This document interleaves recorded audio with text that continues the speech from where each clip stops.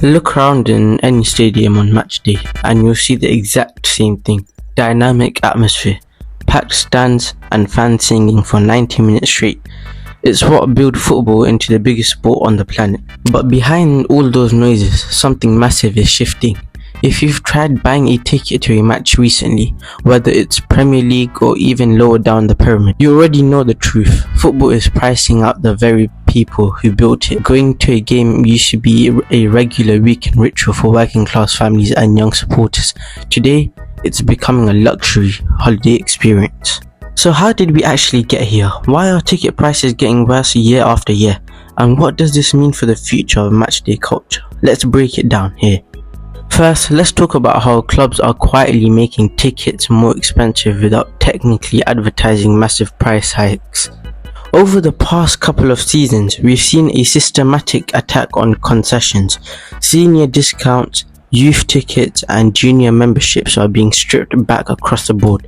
Clubs are quietly taking away reduced rates for tickets and lifelong older fans and replacing those seats with full price adult tickets or category price package. On top of that, dynamic pricing and category tiering have taken over. A match against a top 4 rival isn't just a regular fixture anymore. It's an A+ category event where the prices of a ticket skyrocket past £80 to £90 or even £100. When families cannot afford to take their kids to a match once a month without taking a hit to its budget, the system is officially broken. Now, why are clubs doing this? Because to the modern football executive, local match-going fans simply don't generate the highest profit margin. Clubs know that local fans budget their money. They buy a match ticket, maybe a scarf once a season, and a drink inside. But a day tripper or international tourist, they're flying in, buying the full kit at the megastore, paying top tier for a hospitality package, and dropping hundreds of pounds in a single afternoon. So, stadiums are intentionally being redesigned to cater to tourists and corporate hospitality over core local fans. Season tickets are being capped or squeezed. Away allocations are being pushed into worse sections, and general sale tickets are being locked behind paid memberships tiers that don't even guarantee you a seat. How pathetic. It's a deliberate strategy, prioritizing one-time high spenders over weekly passionate supporters. And here's the irony of the whole situation. What makes football so attractive to television audience and global tourists in the first place? It's the atmosphere, it's the noise, the banners, the chants, and the raw energy in the stands. When you price out local youth, working class supporters and die-hard fan groups, you kill the atmosphere. Stadiums become quiet, sterile, environments where people spend more time recording halftime light shows on their phone than actually singing for 90 minutes.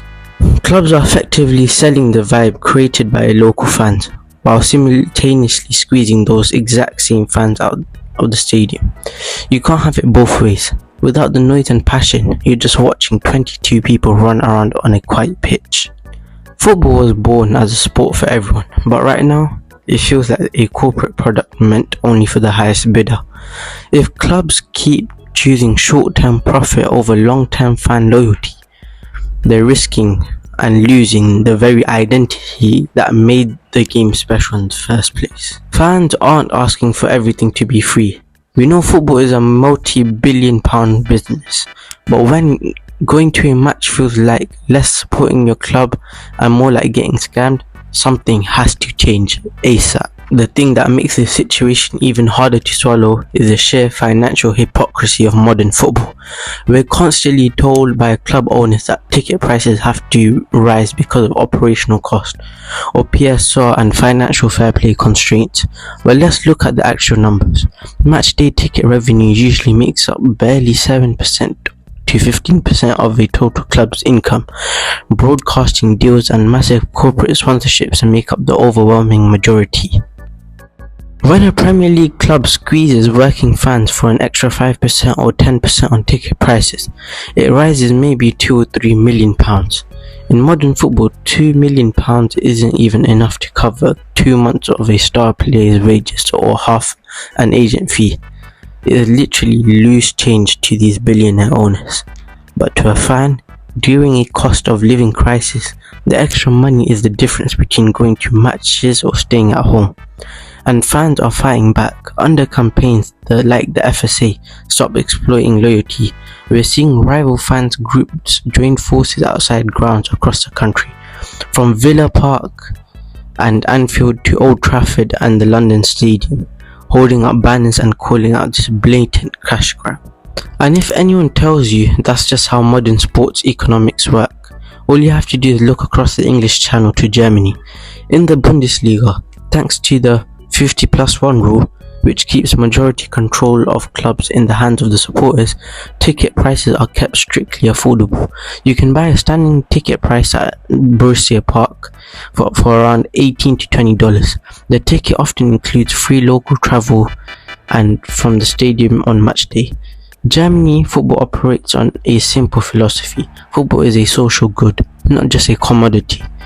They protect standing areas, they protect concession tickets, and as a result, the stadium atmosphere widely considers to be the best in Europe. English football has proven that if you leave ticket prices purely to unrestrained market forces and corporate, football was built by the working class, stolen by the rich, and it's up to match-going fans to demand it back. What do you guys think? Have you noticed your season tickets or individual match prices jumping up over the last couple of seasons? What's the single worst price hike you've seen at your club?